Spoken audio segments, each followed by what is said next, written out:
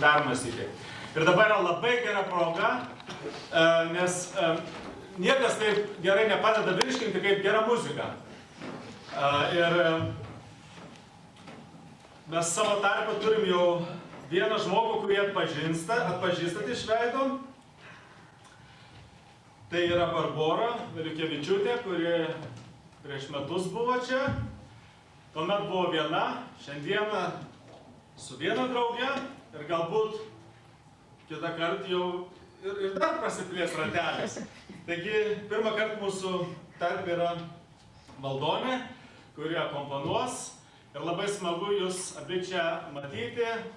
Ir ta muzika tikrai, manau, abejingų visų neliks.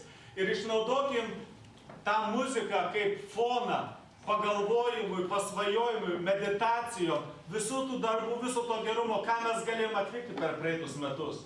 Prisiminkim tuos, kas kažką gero mum atliko, kas kažką šviesaus mumise paliko.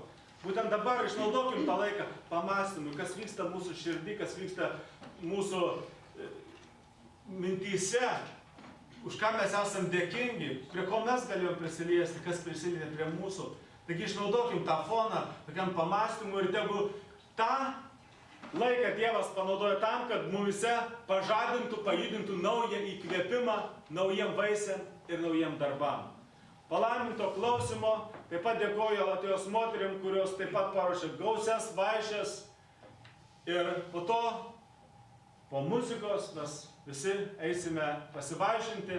Ir savo aukomis mes taip pat pagelbėsim Alatėjos klubų toliau tęsti Dievo rankų darbą čia, Lietuvoje, kad visi tie, kurie bus nelaimiai, kurie bus ligoj, o tarp jum galiu ir aš atsidurti rytoj, kad turėtų kur kreiptis, kad būtų kur vieta.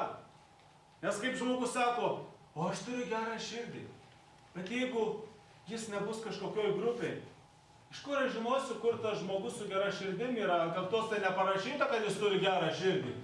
O aš irgi ne kardiologas.